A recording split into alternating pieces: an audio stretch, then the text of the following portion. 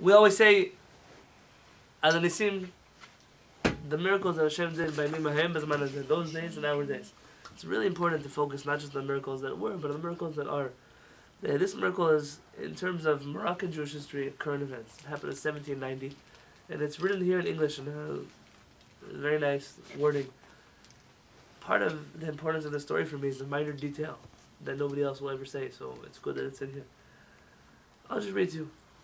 This is that book, Halacha of Hanukah, that we mentioned. I posted online. You can get it on their website, which I don't remember what it is offhand. You get it on Amazon too. Their website is, good luck spelling it, Darkei Abotenu, like that. It was decreed that the page which tells the story of the great sacrifice of the 50 martyrs be written and hung in every Jewish home, so that everyone in the family, young and old, will know the story and be guided by the example set forth. In 1790, Sultan Mullah Yazid, of the current ruling Alawite, that's the same tribe in Syria. Dynasty. As what's his name is?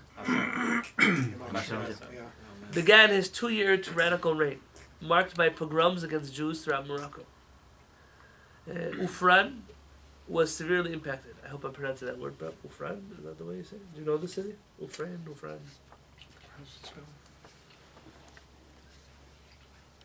that's 50 Jews were burned at the stake, causing the remainder of the population to flee until the end of Mullah Yazid's reign 2 years later, with many not returning.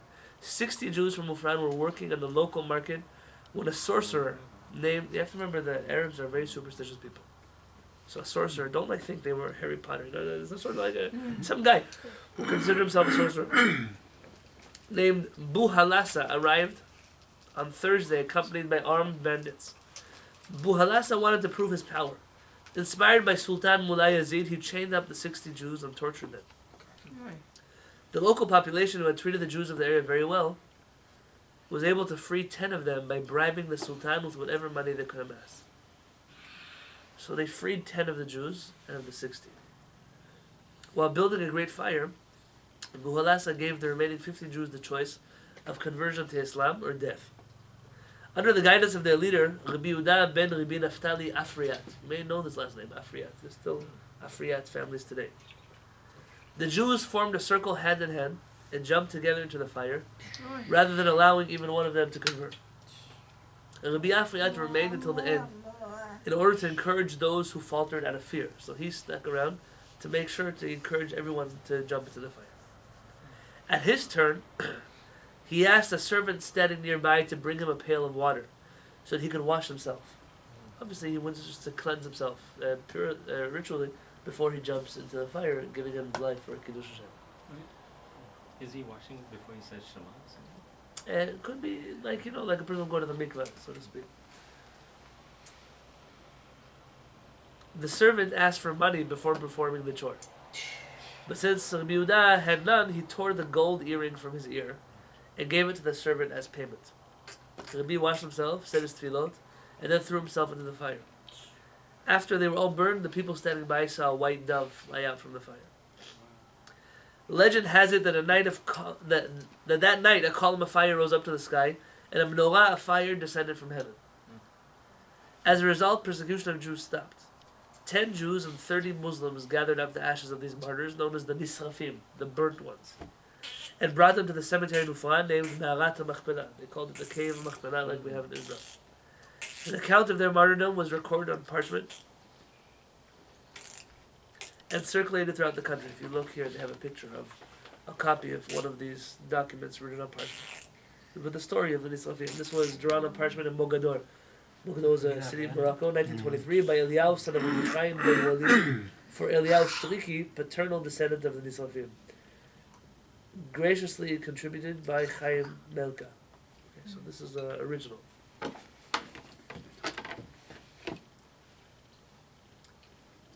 A popular etymology explains the city's name, Ufran, as a combination of Efer, the ashes of, and the letter Nun, 50. The ashes of the 50 martyrs. In Mogador, the city that served as a safe haven for many of the families of these 50, the custom still exists for people to indicate next to their signatures that they are descendants from the martyrs of Ufran. As well, on the 17th of Tishrei, they commemorate the anniversary of the tragic event by not turning on lights or having fire lit in their homes. And they don't do anything that has to do with fire. So this is a minhag. And it goes to show that this myth of Sephardic Jews had it wonderful in Galut. The Ashkenazi Jews had a terrible Galut. It's okay, it's a big deal. The Sephardim didn't suffer too much. There's one Jewish desire to, when you ever hear two Jewish people talk to each other at synagogue? It's how sick I was this week. You think you were sick? You know how sick I was? We're not here to compare like whose Galut was worse. Yeah, they were both pretty terrible. And I would say the Ashkenazim definitely did have a worse Galut than Sephardim. You see this just by the culture, the literature, the stories, the lifestyle of the Jews of Sfarad was much richer, much not just financially, but also in terms of their blending into the culture, of being accepted, of the things they were able to accomplish and do that Ashkenazi Jews never had the choice to. But this goes to show that people always say that we were all great with the Muslims until the state of Israel was established, and then they started hating us. It's a lie. It's a myth. It's not true. This has been going on forever and ever and ever until since Ishmael was a Ishmael and we were Avraham, we had these same problems. But which part of the story sticks out to me the most? The unit That he washed them. Oh, of the 50. The 10 Jews didn't go in. Yeah. Like 10 Jews didn't go in. There's a story. There's a detail. oh, the 10 came and the 30 to clean up the. Okay, so there were 30 Muslims that Yeah. helped. Yeah, Jews. That shows the relations. From what I understand of the story, the Muslims were also being. They weren't living great under this rule either. The Muslims and the Jews often were friends. Happened to be this Sultan was crazy. What else do you see? There's a detail. The white dove. The dove. The dove. Okay, these are miracles. I can't record a miracle. The Manoah from heaven. I'm not sure. I wasn't there. Before he jumps the on the fire. earring. The ear. Tell me about Yeah. that. Since when rabbis were Gold earrings? So he was like probably somebody high up. People can barely have the rabbis with blue hats with earrings. I thought that we were allowed to pierce the ears. Of course, the dove was pierced. It says he tore it out of his ear. So it must have been pierced. What's wrong with piercing an ear? It says like a slave. A lot of times I hear what people tell people in the name of Judaism, and I sometimes wonder, like, yes, you could be right that according to the social standards of Judaism today, this is acceptable or not acceptable, but not in Judaism something's not acceptable. For example, people will tell you'll go to very religious communities and girls will get their ears pierced when they're literally in the hospital being born. It's unbelievable. So if I was... Then they say that if you have a second piercing, that's already inappropriate. You ever heard that before? They put that. Basically, Yaakov, you're thrown out for your second piercing. Why? Who said? Where does it say in the Torah? Open Torah. Where? Where do you find inside of a Shulchan Aruch? So you can one you can have, two you can't have. It doesn't say. So who made that up? Enough to make up. Okay, let's say you want to say the community has that standard because someone made it up. Fine, but enough to throw a kid out of Jewish school for it. Enough to not marry somebody for it? Enough to not invite someone to your Shabbat table for it? Let's be honest, that's the truth. You look inside of the Torah. When our forefathers go, we're going to go look for a wife. We bring nose rings and earrings and all kinds of... It was part of a culture. The Torah had. Throw your rings into the Oh, fire. very good. Yeah. The eagle was... So now we happen to have gone through galuyot in different places, and for some reason in Europe there are certain things that look right or look wrong. That's okay. So that's a European culture that we adopted. But until the point where you've now convinced yourself that it's Jewish, they'll tell me that I heard. Listen, like I don't give class on tzniut, but for me, I see it a lot in how they mistreat religious girls in school. It bothers me, even though I don't speak about Hilchot Tzniut, but this part bothers me. She doesn't wear socks or stockings. So obviously you throw a girl out of school. You think the Sarai man in the middle of a desert was wearing nylon stockings? Like, Of course. you're crazy? Of course. Like, where do you live? What do you think happened? I mean, there were generations that there are books about Halacha. A lady shouldn't leave her house without her gloves on. It's not considered immodest. You cannot make it a halakha just because that's what you could say that culturally where we live it's considered not refined. To find between that and throwing a kid out of school is a whole different story. You have to have practice to use tzitzit. Yeah. My kid decides the other day. I don't want to wear tzitzit. What did I tell him? Okay. What's the big deal? Don't worry, so what? First of all, he's 3. There's like 3. Yeah, the kid can do whatever avera he wants to do. It's his own little life over there. Can I help him? No, but he wants to do an avera, fine. If I give Elchanan meat to eat, he goes to the fridge and takes out milk and he drinks it. There's no liability. It's not, I mean, he's 3. Can I feed him milk and the meat together? No, but for him, he's allowed to do. Now, let's say he's not 3 anymore. Let's say he's 15. I don't know where to eat. What do you tell him? You explain to him the importance of it. Okay. Tzitzit. You don't have the first volume, right? You don't have the first volume, right? I don't have it here. Oh, but we have that PDF. Can you give me a second? This is worth. I have. Cheating? You're already reading it? Your phone? No, I'm not ready. They gave out a sample. Thank you. This cold is. It's a hanger on her. Yeah.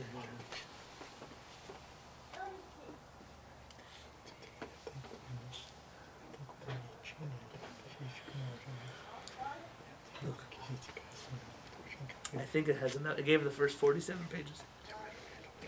30 of them are like this one donated and that one donated. And but once I got that, Well funded. All the blank pages. here. In Morocco, a talit katan, tzitzit that you wear under your clothes, not the big one, small one, was only worn by Torah scholars. As this practice is considered a pious act, not a halakha. You don't have to wear tzitzit. By the way, our parents told me that where he lived, even the rabbis didn't wear tzitzit. Really? If someone who was not considered a Talmid Chacham wore it, he was viewed as being arrogant. However, in Tetuan, even the common man wore a Talit Katan.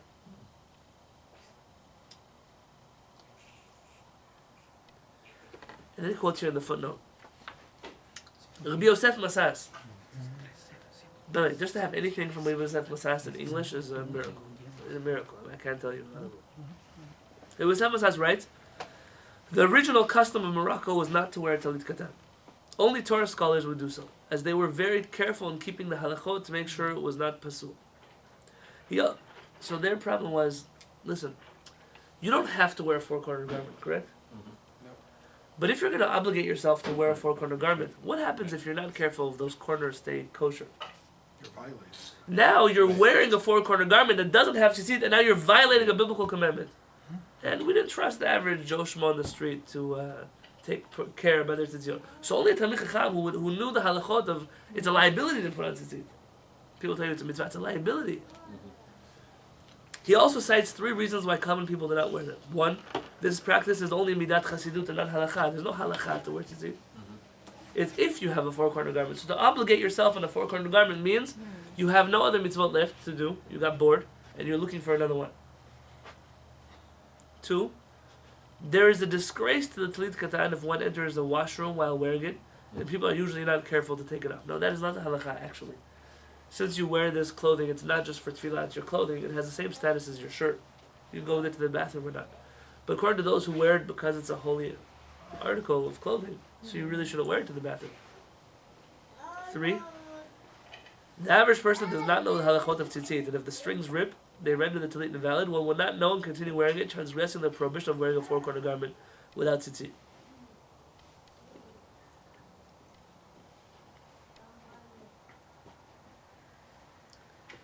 Rabbi Shalom Asas writes, Rabbi Tzivon here. I don't know how people read books from their phone. I'm not sure how that happens. Turn it to the side. Kind of larger. No, still, it's okay. About a talit, covering your head with the talit. In Morocco, only Talmidei Chachamim covered their head with the talit. only a Torah scholar. And not just any Torah scholar, but the ones that were unanimously recognized by the community as being Torah scholars. In fact, Rabbi Shalom says once they were in the Bet Knesset and he saw a guy who covered his head and he ripped his talit off of him. He said, how dare you walk around thinking you're a Talmid Chacham? The same thing the Mishnah Berurah brings that he saw a man wearing they bring a story from one of the rabbis in Ashkenaz who saw a man wearing Rabbeinu Tam tefillin. And he took it off and said, how could you wear such a tefillin? Who do you think you are? You grew up in a democracy, so for you it's a little bit difficult to understand how I'm allowed to do whatever I want. Who are you to tell me? Are you an arrogant rabbi over there trying to look down on me?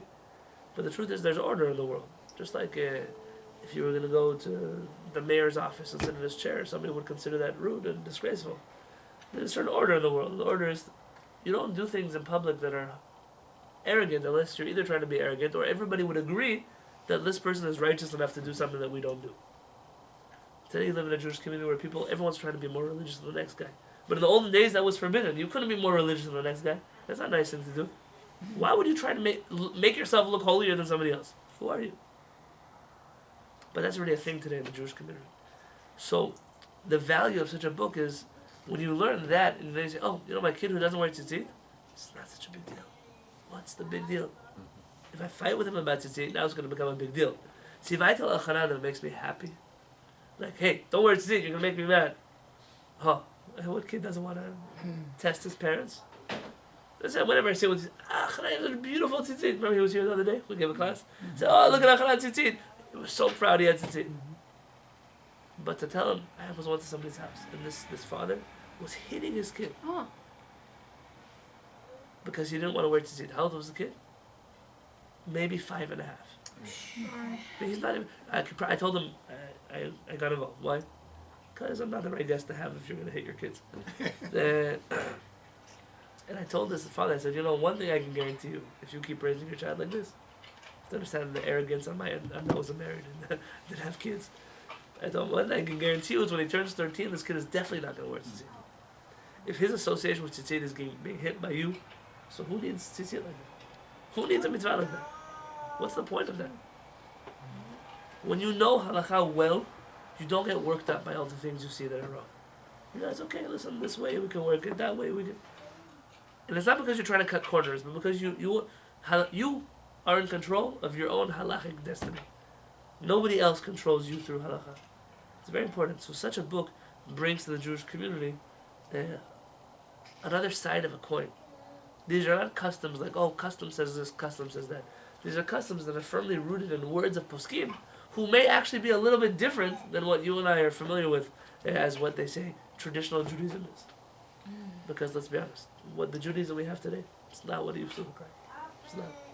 I think one of the problems now, as I see it, is that if you look at a country like Morocco, obviously there were very different customs, town to town, different rabbis. It was a very fluid and much less authoritarian, if I may use that word. Whereas now you have like groups and they have their set customs in stone and people oftentimes are just going to do it, but every group, if you don't do everything, you're not part of the group. I believe he wrote that here. It's like you're part of a club now, where this wasn't club thinking. And most of the customs that people hold are important is about outward appearance, Yes. not about true midot. Kitsoniut, yeah. Authoring a book of this magnitude is no easy feat. In fact, many skeptics claim that such a book is impossible to write, as customs vary from city to city, and often a city itself, customs can vary from one synagogue to the next. What is the minhag in San Diego? Depends where you are. Depends whose house you're at. I posed this dilemma to one of the greatest Moroccan sages of the past generation, the former head of the rabbinical courts of Morocco, later chief rabbi of Jerusalem. It would be Shalom Masas. It's not the same Masas. He is the Rabbi Shalom's, Rabbi Yosef's father, and Rabbi Shalom's father. Maybe they were cousins. I don't remember. They're not like a nephew and uncle. They're just one was older. Rabbi Yosef is older. Rabbi Shalom was younger. Whose knowledge of the inner workings of customs were second to none. And his response was that all the different nuances and customs do exist, the majority of the laws, customs, and prayers are the same.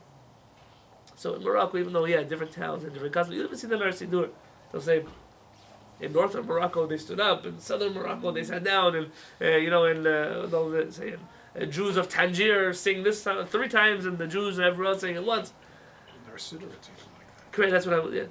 This phenomenon is well understood based on a historical perspective. When the Megorashim, the exiles of of Castilla, where's Castilla? Spain. Why are they running away? The Spanish Inquisition. Settled in Fez after the Inquisition, their halachic influence became the bedrock of halakha in Morocco, and their rulings and customs remained the accepted practices today. From there, they spread to other cities. As Rabbi Yitzchak ben Walid writes, it is very well known that all cities of Morocco follow the customs of Fez, since the Megorashim of Castilla settled there first. But there are places that say no. Some places they do, some places they didn't, and really every country had its own, every city had its own custom. But it is important what Zev said. What is a minhag? I just put out a video about this today in the morning. What is a minhag though? What's the point of a minhag? Accustomed to to deal with your own community, like something that you guys personally need to tailor to your own community that might be a problem in your community, but or something that you guys need to recognize in your community, but not everywhere else. Sometimes I'll meet a Talmid Chacham and I'll say, what was your custom when you were by Rav Peretz? Did you do this or did you do that? What's the purpose of asking me that question? The underlying reason. You're trying to understand, by another Chacham, how did he run that community? How did he address a certain issue? How did he... What was his halachic ruling on something? A minhag that is valid is set forth by a Chacham of every city, a Chacham of every synagogue, a Chacham of yeshiva, which is his way to guide his community on a path of halakha. Minhagim are not contrary to halakha. They simply illuminate a little more the halakha. They shed more light on halakha. This whole thing of customs that argue with halakha, it's a modern Jewish invention. It's not the truth. The truth is that you're saying, when we were in Spain, our rabbi was the Rosh. And in the Rosh, he led our community this way. Right? Kind of like the story of that rabbi that started an earlier Shakrit service on Shabbat because his whole community would go to work. Very good. Oh, yeah. But now, listen, now I moved to a different city. And in that city, Zev is the chief rabbi. And he knows in his community, it's a different issue. We're not dealing with as what he has this way. Do I have to hold up my minhagim? I'm from San Diego, so now I moved to LA, I have to adopt it. LA has its own issue, and so if you're part of a community, so you follow the chacham of that city. That's the way these things work. So if you're sitting with chachamim, and the chachamim say, hey, listen, we don't know what you guys did in Gibraltar. But today, in Eretz Yisrael, the reality, this minhag is not necessary, or the minhag here is specifically the other way. So the chachamim of every generation have their hand on the pulse of the generation. They should have, at least. And they guide us on the proper way to observe the Torah. That is the purpose of the minhag. Anything else that you hear in minhagim that are all strange and they sound weird, they're strange and they're weird, and stay away from them. You know what's kind of sad is certain, for instance, the mitzvah of keeping Yashan. Like people, I've talked to multiple people about it, and they think it's a minhag, and it's a tradition. I'm like, no, I don't think so. One of the rabbis said that if only the Ten Commandments were customs, the Jews would keep them. when it says in the Torah, it's people throw it out the window. But in Poland, you know what we did. Yemen, you know what we did. Yeah, I know what we did. But Torah is more important. It's really scary sometimes. I had a group of Talmidei Chachamim I learned with on Monday nights before this class from 7:30 to 8:30. We learned via Google Hangouts. Oh, good. So just yesterday we were sitting on a sugya, Shulchan Aruch Tur, Bet Yosef. We were studying on the Pat Yashan, Pat Israel, the bread that was baked by a Jew, not by a Jew. The bottom line is, the underlying halakha there is the only reason we keep this halakha is because our rabbis thought it was a good thing to do, but it's not even a rabbinic prohibition. It's not even that. It's like a leftover of a period of time where we felt this was important. And I said it's an incredible thing. And Sunday will be so particular that the bread they eat was baked by a Jewish baker, but they don't care if the flour is kosher or not, meaning if it's yashan or chadash. I mean, they care so much about something the rabbis themselves were willing to just let go. But what the Torah itself said is a biblical prohibition. It's a very strange thing. It'd be like somebody who says, who cares if I pay the mortgage on my house as long as I pay my electric bill. Why? What's the point of paying an electric bill in a house you're not going to own in a few months if you keep it up? Maybe it's a lot to do to ignorance. It is due to People ignorance. don't know. Oh, but here's the problem. The problem is that, don't answer my question. Right. Angel wasn't only talking to ignorant people. He perhaps could have even asked this question to a rabbi. Rabbi, what do you think about Yashan? Watch this. Don't even ask him, do I need to keep Yashan? Ask, what is Yashan? Wrong answer. Daran writes in Masechet Nedarim, "V'hagita bo yomam v'layla." Yoshua says you have to study Torah day and night. We say this in the Tefillah. Yeah? Yoshua says this, no? Look at this you do before Musaf. Yeah. Yeah.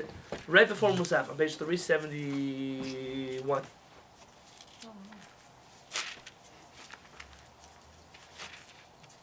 Right after we sing the one of the David, we have that whole paragraph of verses we read. In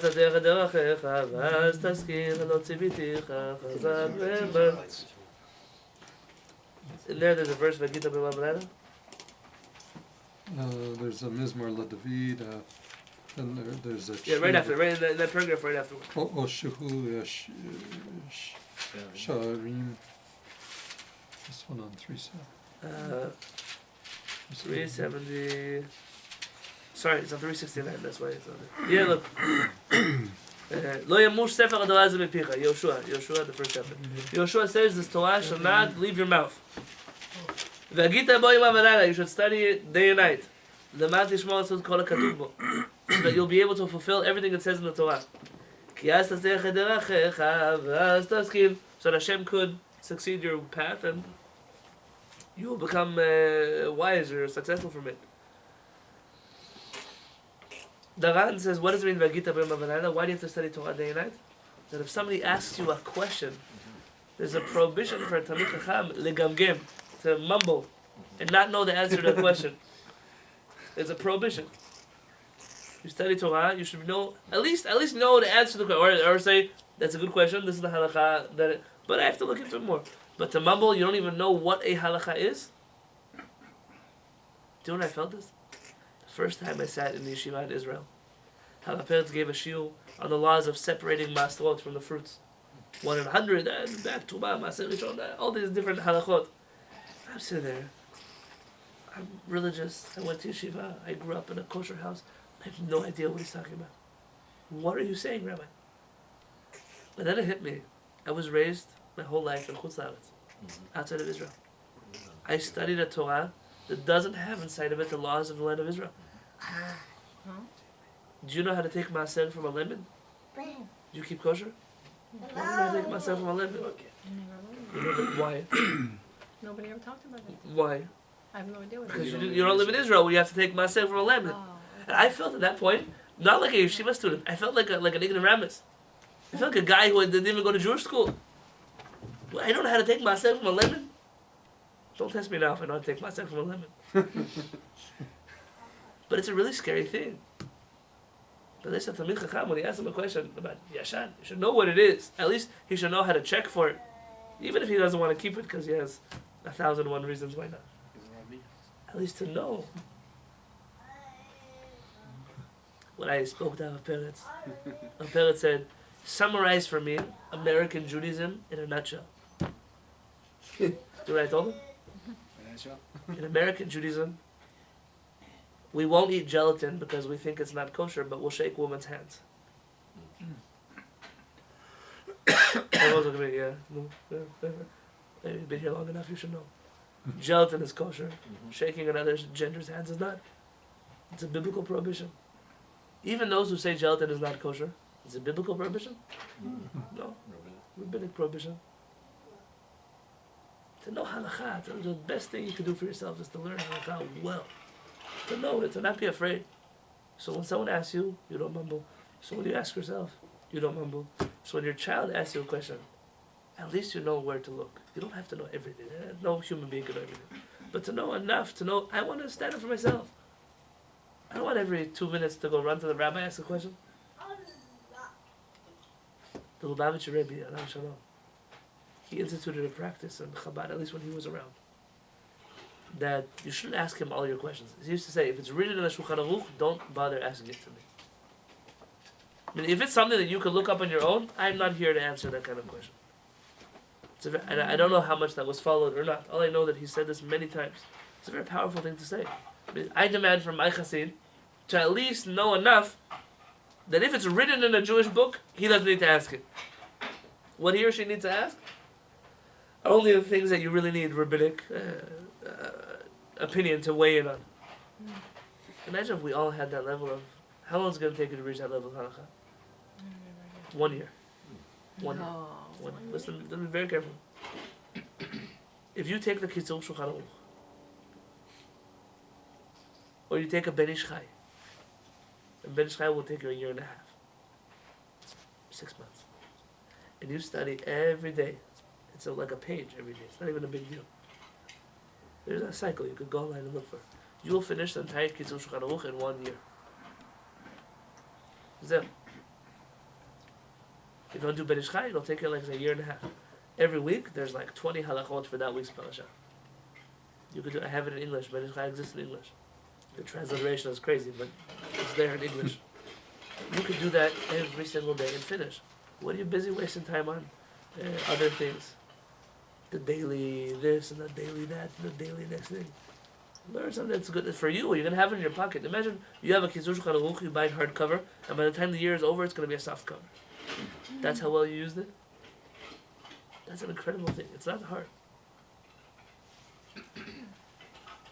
Who knows? Maybe we should do Oh, it's like a documentary on it. an idea was just born in my mind. Maybe we should do like a 10-minute, what do they call it? Podcast. Do people do podcasts? Like a WhatsApp group. Every day we do a halakha for that day. What we need to know, finish the whole Kitzur Shulchan Aruch. What do you say? Yeah. You won't have to be, it's not like, we'll send it. Yeah, that Ben Ish Chai. You might be able to get it cheaper somewhere else. Yes. The single book.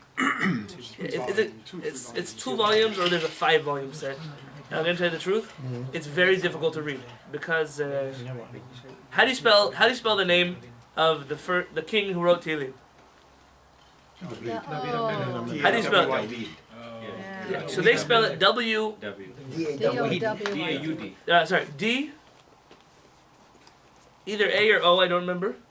W I D H. Oh, with H too. Because they're right. That's the real Sephardic way to pronounce that word.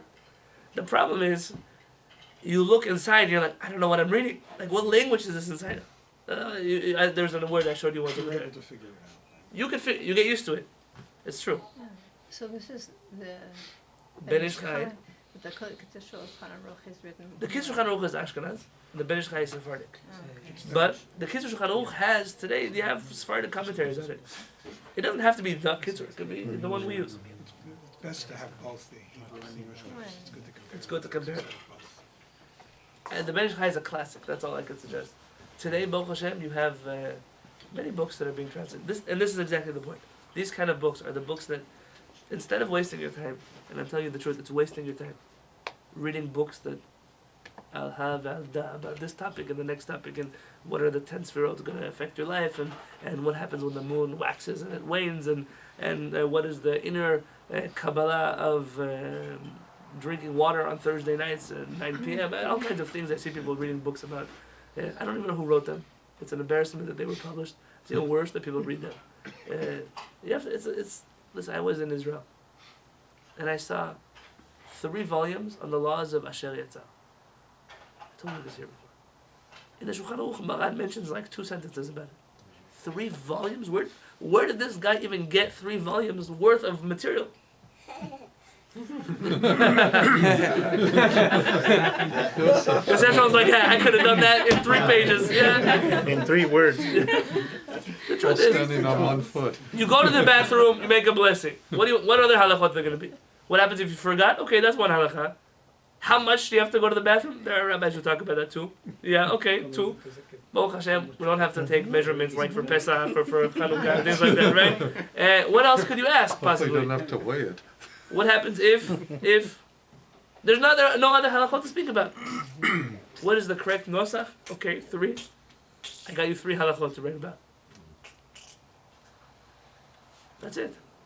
Start learning things that for your life you're going to walk away and say, I know a book. I know a sefer. I know Torah. It'll be the best thing you ever did in your life. I guarantee it, the best thing you ever did. Pesach. So, rice being thrown. A shamash. A shamash is a very important job. It's for that reason that if you open an Ashkenazi Siddur, you'll find a special prayer. All those who... there's a Chabad Siddur there. Tzaddik, can you bring me that blue book right there? Yeah, the blue right there, right in front of you. Yeah,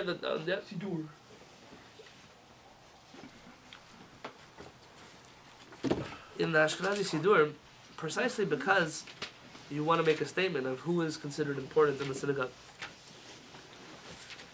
The inspiration for this is Shulchan Aruch. Notice Sfaradim also do a Mishabach at this point in the services, but they decided not to bless who the Shulchan Aruch says, but rather to bless everybody in the room instead. Ego getting involved over here. In the Ashkenazi Siddur it says, May he who bless our fathers Avraham, Yitzhak, and Yaakov bless his entire holy congregation, together with all the holy congregations, them and their wives, their sons and their daughters, and all that belong to them. Now it lists the people that you should bless. Those who establish synagogues for prayer. But it's not just enough to be rich and build synagogues. And those who come there to pray. There are a lot of very wealthy communities that have nobody there because they paid off their guilt. There was like a tag. I could go. Those who provide lights for illumination. What does that mean? Yeah, the most expensive part of running a synagogue is the upkeep of the synagogue. So think about lights. Electricity is relatively cheap. Imagine if we had to light up this room with candles or with oil. Oh wow, it'd be hot. Aside from hot, it's damp and smelly. You know, you're not even into old like synagogues. When I was in Europe, you walk in and there's still like this smell, a musty smell in there. But someone has to pay for that. You'll go, let's say, to some synagogues, and you'll find hanging from the ceiling. It's not in there tamid. Like you have electric one, which we don't have by the way. So if anybody wants to sponsor that, you can now sponsor it. It's like a huge bowl of oil, and inside there's a wick, and that oil burned constantly. So who are we blessing here? The people who bring the oil for the Ner Tamid and for the candles in the synagogue, so we could pray at night, so we could study at night. Wine for Kiddush and Havdalah. Think about every time we do Kiddush, you do Havdalah. It costs money. So it's nice for people to come, but who's bringing the wine? We have it sometimes. We run out of wine here, and I say, we need wine, and people bring wine. Food for the wayfarers and charity for the needy. What kind of Kehillat doesn't have food for people who need food? You have someone traveling to the community. When I travel. I rely on the fact that I will find a Jewish community that will feed me. That's a crazy thing. Imagine telling your friend, hey, you're Italian, so just make sure that when you're traveling in Chicago, you meet some Italians that are going to feed you. Why should Italians feed me? Okay, what did they do wrong to have to feed me? That's part of what we assume is a basic function of the Jewish community. The expense that our Kehillat has on food is the third greatest expense we have after our rents and our utilities. It's food. It's a tremendous amount of money that is spent on food. And even if you wanted to budget and you wanted to cut it in half, it would still be a tremendous amount. And any Beit Knesset you're going to go to is going to tell you the same thing. The bigger synagogue, you know how much Kiddush cost? My brother was in a synagogue. When a sponsor Kiddush, you know how much money it cost? How much does it cost in your synagogue? Don't say mine. In your synagogue, how much my dad to sponsor? The full one I think is $375. $375. Anywhere else? When they've done other Beit Knesset? Young Israel's like $250. $250. In my brother's synagogue, $1,600. What? Wow. Sure. a lot of people. There are Park 5 Slope? minyanim. No, not in Park Slope. In the Upper West Side. You're talking about a synagogue full of 800, 900 people. It's a huge place. And they're all coming for Kiddush. But they give him nothing. Why they give him nothing? There's 800 people. I don't know. We went to one of those when we were in New York. Yeah, A just couple like- bowls of carrots, a few cookies, and No, I'm talking about cholent and kugel and whatever Maybe else for that comes lunch, but out. not Herring, I don't know, whatever else I people think like to you eat. have a lunch, I think. Not a kiddush. Okay, well that's what he sponsored when I was there, and that was the going rate. So like, the co-sponsor of Kiddush, you feel like you're something like, oh, I only was able to afford a co-sponsorship. Poor you. That's a lot of money. Yeah. Right. All those who occupy themselves faithfully with communal affairs. Notice there's a key word here. Faithfully. There's some people who get involved with communal affairs because they think it's an honor for them. The president of a synagogue, for the most part, is not a person who's, there's a synagogue and I want to sweep the floor because nobody else is doing it. That's rarely, I'm not saying there isn't. You might have met righteous presidents of synagogues. But normally the president is like, the commander-in-chief of the synagogue. It's his friends who get the aliyahs. He's the guy serving liquor at the bar mitzvah. It's, I don't know, you go shake his hand after the rabbis. Whatever else you do. You know what I'm talking about? You sit up in the front of the room on some big throne. You ever been to a synagogue? Where the chair is like for two people. You ever seen that? Yeah, Who made it? Synagogue. Eliyahu Hanavi has a smaller chair than the president has. And he sits facing the He's congregation. facing the He doesn't congregation. even pray. Yeah, In our shul, Sure. facing. conservatives. May the Holy One, so they say faithfully, meaning the person who does it because they actually want to help, not because they're looking for the honor. It's the most disappointing thing to sign up for the community affairs, and you realize that not only do people take you for granted, but they even they mistreat you. You're the one who schleps, the one who does, and then they complain about the food at the kiddush, or they ask you why is the ladies section in such a mess? Why are the chairs stacked? Where were you the whole week? Hello. Why is the thermostat turned down? Yeah. May the Holy One, blessed be He, give them their reward, remove them from all sickness, heal their entire body, pardon all their sins, and send blessing and success to all their endeavors. And how do you get the rest of the miserable community to say Amen? How do you get them to do it? Together with all Israel, their brethren. And let us say Amen. That line is like the cop-out line. So essentially, I don't have to do anything, I still got this blessing. Cup of blessing. But this blessing is a very important one. It's the upkeep of the Bet Knesset. There are different roles that you show. The modern synagogue has other needs that need to be. It's not, you could have a person who'll sweep the floor and stack the chairs, but there's more that needs to be done today in the Kehillat, argue, and other things. Could be the Gabai's job is not as crucial as it used to be. Today they have apps for it. You can plug in people's names in the synagogue, and they email you before Shabbat. We have a software like that. We don't do it, but for us it's pretty easy to go through the people in the synagogue. But there are synagogues where they'll tell you 3 months in advance that on Parshat so-and-so you're going to get an aliyah, and if you're not there by 9:15, forget it. We'll put you back in rotation. It's a true story. It's not something happens in big synagogues all the time. It's a way to organize it Sure. for a lot of people. It's But, fair. and there are factors that go into this. I was talking to somebody this week. I had another rabbi at my house this week. The week hasn't started yet, but already two. This rabbi we were talking about, he said growing up in a certain community, not in San Diego, in Israel.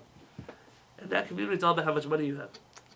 So he was the son of, it's not that kind of community thing. He's the son of the guy who was only offered to open up the ark. He never got an aliyah because he wasn't rich enough to get an aliyah. So it's you don't even get an aliyah because you're a kid. But your dad, he's not even good enough to get aliyah. He only opens the ark. Now, I'm not here to talk. Opening up that one kodesh should be the biggest mitzvah in the world. But it tells you something about a community where it's all about who you're connected to. It's a really ugly thing. Yeah. And that's why these brachot. There's a reason why the tefillot are this way.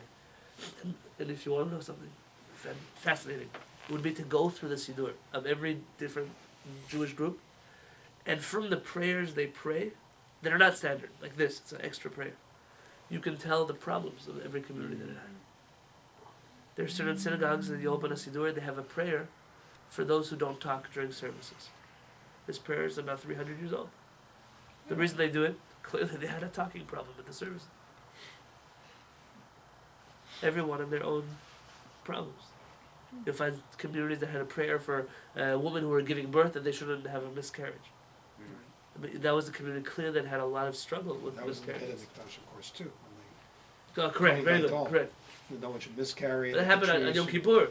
Yeah, I'm talking about every Shabbat, There are communities where, look at the Ashkenazi community again. Slichot.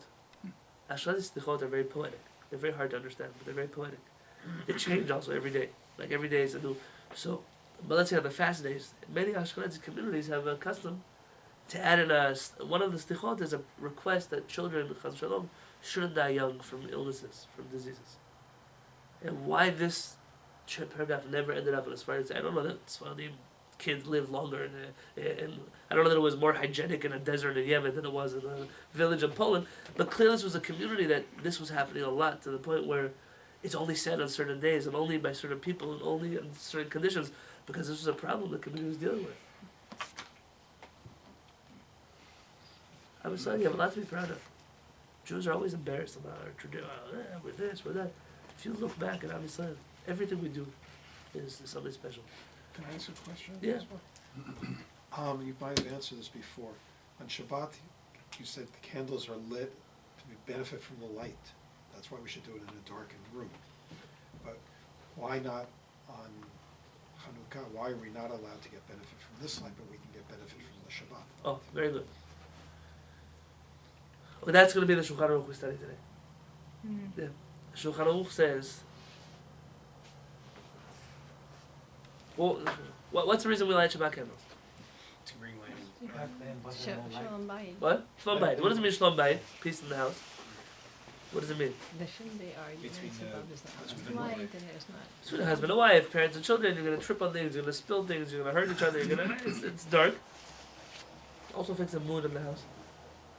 When it's dark somewhere there, I mean, there's some people who like that, but for the most part, people get grumpy. I don't know, when the sun sets early, there are people who really struggle with it. And so the rabbi said, in order to make Shabbat a happy day, we have a special mitzvah to light candles. That is the significance of lighting Shabbat candles. All the stuff you hear to bring light from heaven down to earth, this all, leave it on the side. It could be true according to Kabbalah, but not according to Halacha. And therefore, if you have these lights on already, do you have to light Shabbat candles? No. Why? Because you already have like. You already have Shabbat candles. Let's ask you the question in a better way, because it's hard for people to wrap their head around that. If your Shabbat candles are still lit from last week, because you are Sarai Yemenu and your candle never goes out, do you have to light it again on Friday? If your candles are still lit from last week? No, because you already have light. You don't have. Nobody would say you have to put out the lights and light them again. In fact, it could be a problem. If you would put out those candles and light them again, you could be violating the prohibition of saying Hashem's name in vain, because you don't need to make that blessing. It would be like eating a carrot, then saying the after blessing, so you could make a second blessing on the second carrot. You're not allowed to do that. That's considered a blessing in vain. So if you already have these lights, you don't need any more Shabbat light. So you don't, but it's not considered saying Hashem's name in vain if you light the candles with the light on? No, it is. Okay, so you have to. That's why in my house we turn off all the lights. Yeah. It doesn't have to be a darkened room. Simply the light, the only light that should be there is a light that's not going to be there on Shabbat, like the sun. You can't turn off the sun, so you light Shabbat candles. But and then I light candles, and then we light all other, because these are our Shabbat candles also. The Shulchan Aruch says you have to light Shabbat candles in every room that you're going to spend time in. In your bedroom, you have to have Shabbat candles. In the hallway, you have to have Shabbat candles. Why don't we do that? light. Because we have light. So everybody agrees, even if they tell you they don't know, but they agree that this light counts for something. Or else you wouldn't light just 2 candles on your Shabbat table. My wife's grandfather lit in every room Shabbat candles. That was the old Jewish custom everywhere. Not just 2. What was 2? Where does 2 come? That's at the table, maybe, but everywhere else also. So once you have these lights, Chanukah is the exact opposite. On Chanukah, what's the story with Chanukah? Why do we light these candles? It's a miracle. To remember a miracle. To show the miracle. How do we show that these candles are for a miracle and not to give us light? We don't use it. We don't use them. I mean, these candles have to be lit in such a way that we know that that's not because it's dark in here. That's not the reason why we're lighting them. That's why they say when you light the shamash, it has to look different than other candles. Why? So that you don't confuse the candle that gives light to the candle that is for the mitzvah. So, if a Shabbat candle goes out, obviously you don't light it again, but if a Hanukkah candle goes out, like and one of them goes out, is it okay to light it again? But without the baracha. Yes, you light it again. You don't have to light it. You can. But you can. Kafta and zakukla. The Gemara says that once it went out, you don't have to worry about lighting it again. But you can light it. Like for a half a minute or something? If it had enough wax or oil to last the amount of time it needs to last, then it's considered. Well, it was a defective thing. It's actually the same.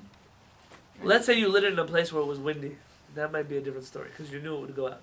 Unless you lit it there for whatever reason, it went out. Was it defective? Like my shamash?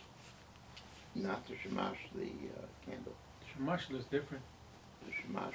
It's not Well, getting its I would- No, if the candle it represents the first day of Hanukkah, Yeah, goes out within 30 seconds. it's okay. I read in Shulchan Aruch says that you can turn it on again, but without the beracha. You can. Do you have to? No, you, No. no, No, you don't have to, but you can. you can, yeah. So tell me about Shabbat candles. Maybe Shabbat candles you have to. You can't relight the Shabbat Why candle not? because you're creating light. Oh, you're doing it from a pre-existing. You can't do pre-existing flame on Shabbat. I know you can. Why? So what's the deal? If it's within the 18 minutes, would you be able to do Of that? course.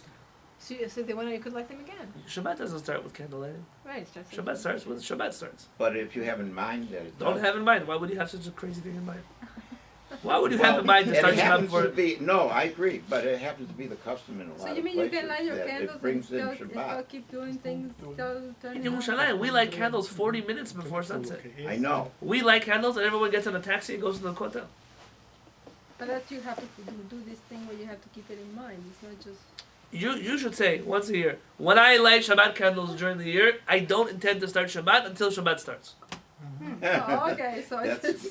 I thought you had to do it every I single. mean, you should be thinking when you light candles, you should in general have a thought. But the thought process of why I light candles is so that there will be light on Shabbat. That's the reason, not to start my Shabbat. Yes, there is an Ashkenazi custom brought by the Bahag, which is that Shabbat starts with candlelight. Right. Yeah. And then that's why everyone flipped the blessings around. And that's already such a far-fetched So then- idea. that It would be like saying when I technically- sweep the floor for Shabbat, Shabbat starts. So then technically you can light Hanukkah candles after Shabbat candles, or is it a matter of priority? Yeah. Technically, you can, but that's already an issue of much debate. It's not so simple. Why we do this way, why we don't do that Saturday way. night though, everyone does Opposite. have to allow. Except for the Beit Knesset. At the Beit Knesset, you light synagogue candles first, and then the Hanukkah. The thing is, you light Hanukkah candles first and then Shabbat candles, which I know you do. So you're not really lighting Hanukkah candles on the following day. It's still that day. Let's say you have to leave home at what time is sunset nowadays? 4:42. So if you're Ashkenazi, when do you light candles? Before At that. 4:42. If you're Sephardic, when do you light 4:30. candles? About half an hour afterwards. Oh. Let's say you're gonna be home. Yeah, the Gemara says you light the candles with sunset. Maran interprets that to mean at the end of sunset, whereas Ashkenazim do like the simple meaning of the Gemara, which is at sunset. It's the for that reason. When we light candles, let's say you're gonna be out of the house from 4 o'clock today, and let's say until midnight. And by the time you come home, everyone's gonna be sleeping. So what do? You light your candles at 4, and you just at Even 4 by o'clock Hanukkah. before you leave the house. Hanukkah. There's a limit. Yeah, there's a limit to that. So you can't do it like at 12 o'clock in the afternoon. There's a limit to how early you can light those candles, but you light them at 4 with enough oil in there to last until that night, until the half an hour that's necessary to be lit Okay. at the time of. At the right time. So this from 4 until 4:42 doesn't count for anything. Mhm. But you have to have enough oil to last until then, and then you go. The same thing with Chanukah. We light now because we can't light later. So what are we gonna do? That's what we do. The truth is, you're supposed to do mincha first, because once you light Chanukah candles on Friday, really it's already Friday night. So then, how could you go back to the synagogue and say mincha? Mm. Because mincha is from the Friday. Mhm. So really, you should pray mincha and then go light Chanukah candles and Mhm. then come to synagogue for Kabbalat Shabbat. Yeah, that makes sense. So if you have to go out in the evening and come back, like let's say at 10 o'clock at night, is it better to light at 4 than lighting at 10? It's a good question. What do you use oil or candles? This kind of oil? You already No, I counted for use another the day. Real big oil. thing of oil. There's already another day. You know, it will last. Yeah, But it's for. Are you afraid to do it leave the before candles when you're not Shabbat. home? You do it no. for the day of Shabbat. But if you light at 4, it's still I days. mean, the night and the day. It's too early. Let me give you a good answer for that, because that's a good question. What is preferable? Is it preferable to light early, meaning at the wrong time, so to speak, Right. but it will definitely be lit at the right time of day, or rely on the opinion that says that because you're going to have people at home later, meaning you and Zev, then you can light even that late? Like, which is better? Is it better to light earlier or better to light later? One has a pro and one has a con. Okay. Yeah, because you well, light at 10 o'clock, you just go to bed. So you're Correct. not really going to be benefiting from the light. let me think about it. That's a very good question, actually. And I'm sure somebody has asked it before me, but that's why I'm going to go look. Who asked it? Find out. I want to know the answer too. Okay, so can you remind me, please? Someone remind me to bring an answer. Yeah. All right, Text you Philip. now. Chanukah Sameach. Let's pray on it. Oh, I'll text you now.